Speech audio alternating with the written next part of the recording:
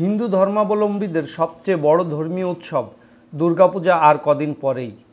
বিভিন্ন মণ্ডপে মণ্ডপে শোভা পাবে অপূর্ব কারুকাজ ও রঙে সজ্জিত দুর্গা প্রতিমা। দুর্গতি নাশিনী দেবী দুর্গা 10 হাত নিয়ে পৃথিবীতে একা আসেন না। তার সঙ্গী সাথী হিসাবে থাকেন কন্যা বিদ্যার দেবী সরস্বতী, ধন সম্পদের দেবী লক্ষ্মী, পুত্র যুদ্ধ দেবতা কার্তিক, সিদ্ধিদাতা আশা পূরণের দেবতা গণেশ।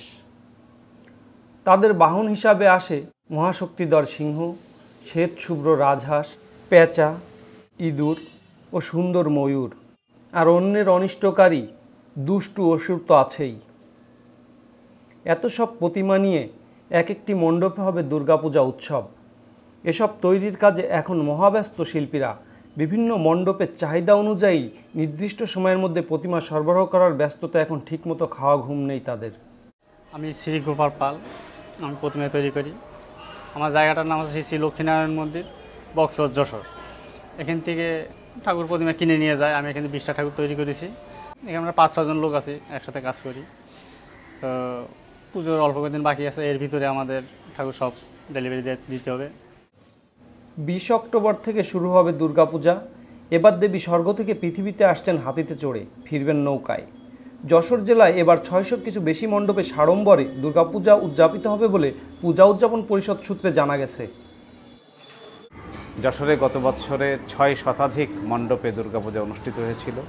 আমরা আশা করছি এবারে তার চেয়ে কিছু বেশি সংখ্যক মণ্ডপে সাড়ম্বরে দুর্গাপূজা অনুষ্ঠিত হবে।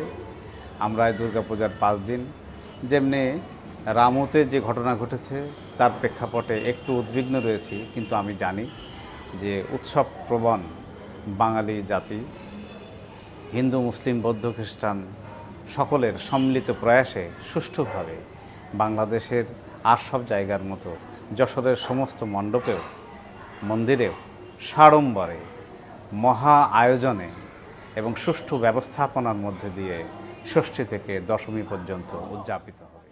সময় আর বেশি নেই, এর মধ্যেই শেষ করতে হবে তৈরির কাজ।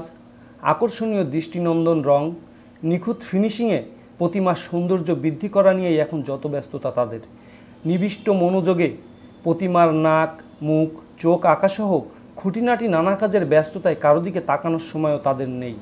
এসব শিল্পীদের দিনরাত পরিশ্রমের পর সুসজ্জিত প্রতিমা নিয়ে শুরু হবে পূজা। দুর্গোৎসবের আনন্দে মাতবেন হিন্দু সম্প্রদায়ের মানুষেরা।